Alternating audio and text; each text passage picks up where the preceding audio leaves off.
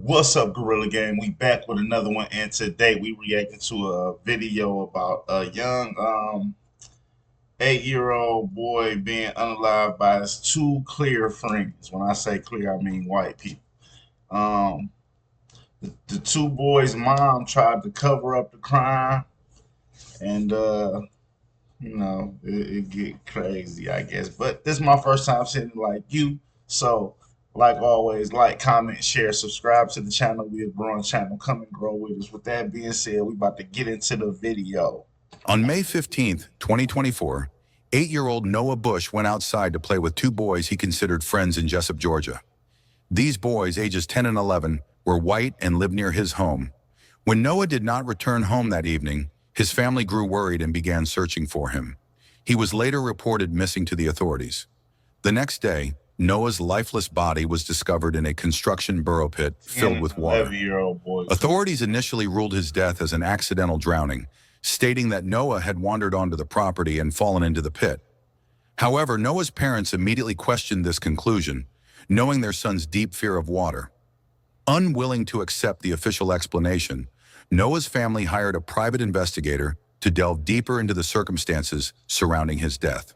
Hey, that is crazy how they just throw it to the side because probably just because it's a young black boy, they just, oh, he wandered onto the property, fell in the water, put it up as accidental death. You know what I'm saying? They just shovel it to the side because it's a young African American male. Man, I'm telling you. Mounting pressure from the family and local protesters eventually forced law enforcement to reopen the case. The investigation revealed a harrowing truth.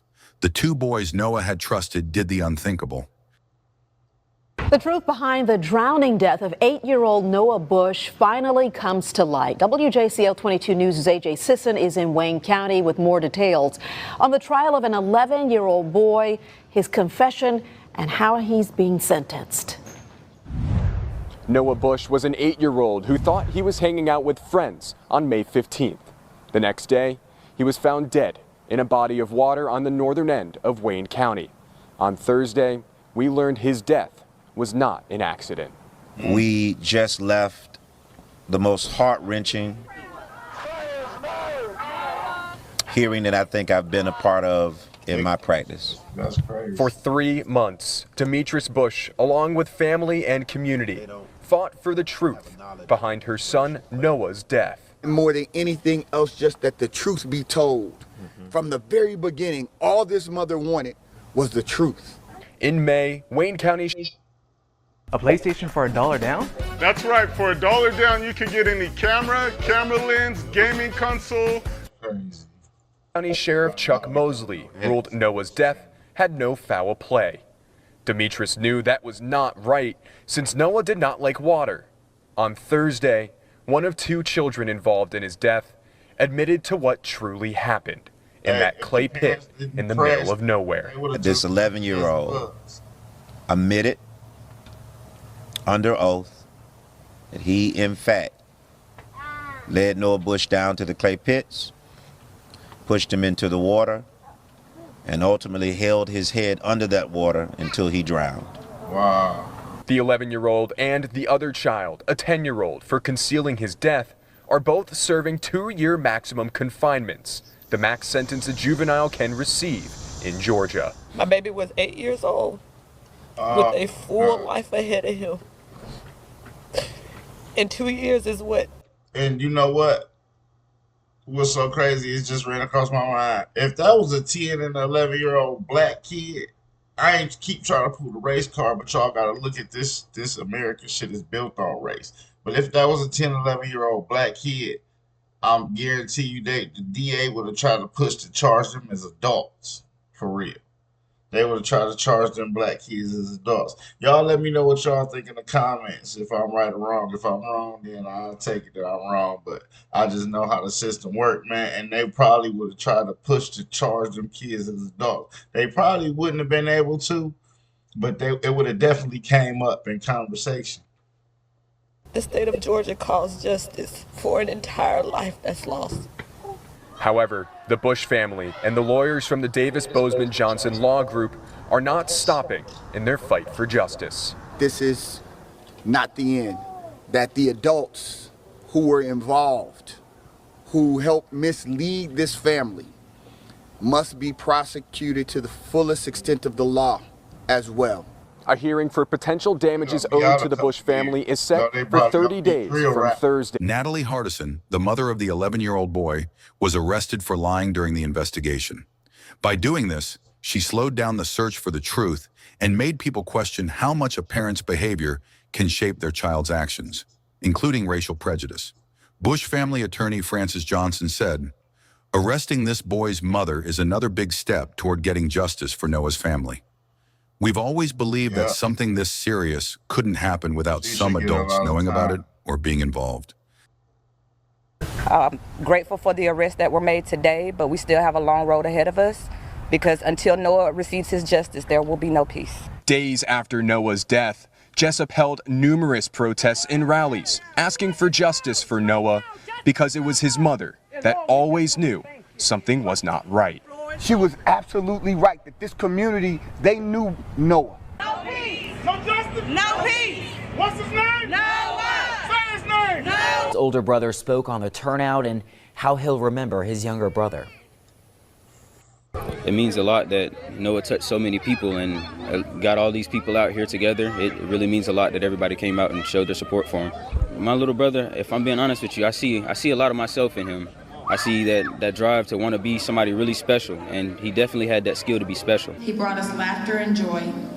He had a way of making everybody feel lighter. Anybody that was having a bad day in class, all they had to do was have a little conversation with Noah and their face would be full of a big ear-to-ear smile. Noah Bush. And this becoming too common. Kids, teachers having to talk about their students that then passed away. If you really look back on it, this is becoming too common where teachers got to speak on their students that then passed away. Don't let that go over your head, Gorilla Gang. This is crazy, though, that these little boys is dying at this young age. Like, our youth is crumbling. The youth is crumbling. Bush loved basketball with aspirations to be drafted to the NBA one day. His favorite team was the Chicago Bulls. The Unity Church of God in Jessup filled with people decked out in red and black to honor him today. We had a writing assignment. Well, Noah decided, as the ambitious child that he was, to write to LeBron James. And he told LeBron that he was actually going to be the new king of the NBA. A bright child gone too soon. Welcome to Explore Crimes. Please subscribe and hit the bell icon for more stories. In the heart of Jessup, Georgia, a tragedy unfolded that has gripped the entire community. The evening of May 15, 2024, started like any other for 8-year-old Noah Bush, a bright and loving boy with dreams of becoming a basketball star. Little did anyone know it would be a night. Want to simplify entry into the federal market? Then review the free, practical guide to getting started in that changed everything. Noah Bush, known to his family by affectionate nicknames like Mr. Supersonic, Sweet Pea, and Stumper, was the kind of child who brought light wherever he went. Born on January 22, 2016, to Demetrius Bush and Antonio Bush Sr., Noah was a second-grade student at James E. Bacon Elementary School. His radiant smile, kind heart, and boundless energy made him a favorite among his classmates and teachers. Noah was a shy but outgoing boy who loved playing basketball and football, often dreaming of the day he would dunk on his hero, LeBron James. On the evening of May 15th, Noah went out to play with 2 of his friends. As night fell, concern grew when he didn't return home. His family frantically searched for him, and when he was not found, they reported him missing around 9 p.m., sparking a desperate search involving local law enforcement, neighbors, and even a Black Hawk helicopter from Fort Stewart. For 11 agonizing hours, they combed the area, their hearts heavy with worry. As the search for Noah continued into the early hours of the morning, the community came together, fueled by a shared sense of urgency and concern. Volunteers formed search parties, scouring nearby woods, fields, and abandoned buildings. Around 8 a.m. the next day, a grim discovery was made. Noah's body was found submerged in a construction pit not far from his home. The news sent shockwaves through the community. Noah's family was devastated, their worst fears confirmed. The Wayne County Sheriff's Office quickly declared the cause of death as an accidental drowning. However, this conclusion did not sit well with Noah's family. They felt it was unlikely that Noah, who had a known fear of water, would go near the pit on his own. His mother, heartbroken and determined to find the truth, voiced her disbelief. The family was convinced that something more sinister had occurred. Noah's mother was relentless in her pursuit of the truth. Her intuition told her that something was not right, and she refused to accept the initial findings. With the support of the community, she pushed for a more thorough investigation. Their persistence paid off when further investigation revealed a chilling truth. Noah had been pushed into the water by the two boys he went outside to play with, whom he thought were his friends. And I bet them little clear kids went in there and told their mama right what happened, and instantly she started about to cover up the crime because she ain't want nothing to happen to her kids. No, you turn them in, turn them little bastards in. In a shocking turn of events, authorities arrested Noah's two friends, aged 10 and 11, who had gone outside to play with him on the evening of his death. Due to their ages, their identities were not revealed to the public. The 11-year-old... And again, their identities wasn't revealed, but let it had been a little black child. Their identity would have been plastered all over the news, no matter how old they was. That's just how they do is they criminalize black people. Clear people, y'all ain't gonna know nothing about this because y'all ain't never had to deal with this a day in y'all life. But they criminalize us, and that's another way they do it. Was charged with simple battery, involuntary manslaughter, concealing the death of another, and criminal trespass, while the 10-year-old faced charges of concealing the death and criminal trespass. The family of Noah expressed a sense of relief and gratitude following the arrest of the two boys. However, they firmly believe that adults were also involved in the tragic incident and played a role in covering up Noah's death. Determined to uncover the full truth, the family has vowed not to rest until those adults are also brought to justice. They see the arrest of the two boys as just the beginning of their quest for justice and remain resolute in their commitment to ensuring that everyone responsible is held accountable for their actions. To support their pursuit, they have hired the Davis Bozeman Johnson law firm to represent them and to conduct a thorough investigation into all aspects of the case, seeking justice and closure for Noah. Right now, the drowning death of that 8-year-old boy, Noah Bush from Jessup, is being ruled a homicide. And according to the Wayne County Sheriff's Office, 2 children are facing charges. And listen to this, parents. They are 10 and 11 years old. It's just very hard to accept and understand why anyone would do this, especially children. But what is more difficult to understand is why adults would participate in concealing this. And some of them maybe even walked around with the Bush family that night, pretending as if they were looking for Noah, not knowing where he was. And ever since that night that Noah went missing, the investigation revealed that he left with kids he thought were his own friends. And now we're learning that those kids are responsible for his death. He walked away with people he thought were friends and trustworthy. It's just very hard to accept and understand. Answers for the family of Noah Bush, the 8-year-old found dead in a borrow pit on May 16th. Originally, no foul play was involved. Noah and the 2 juveniles involved in this got into some argument, and an argument led to them pushing Noah into the water and possibly holding his head underwater. The Wayne County Sheriff's Office says the 2 juveniles are 10 and 11 years old, both charged with concealing his death and criminal trespass. The 11-year-old charged with simple battery and involuntary manslaughter. I'm grateful for the arrests that were made today, but we still have a long road ahead of us because until Noah receives his justice, there will be no peace. In a statement from Wayne County Sheriff Chuck Mosley, it says in part, the investigation continues as we await the completion of the enhancement of the videos obtained during this process. The Glenn County District Attorney Keith Higgins says that the arrests of these juveniles may not be the end. We are disappointed that today was not the full justice that we expected. It was not the full justice that this family deserves and that this community has been organizing around and fighting for. Days after Noah's death, Jessup held numerous protests and rallies asking for justice for Noah because it was his mother that always knew. You need 3 cushy layers of clothes and more. Looking for an easy way to get that LLC next to your business name? Say hello to Taylor Brand. You just go to their site. Knew something was not right. She was absolutely right that this community, they knew Noah, and that these were neighbors that did this to him. These were neighbors that participated in the taking of her baby's life. And so we will continue. There's a long road ahead.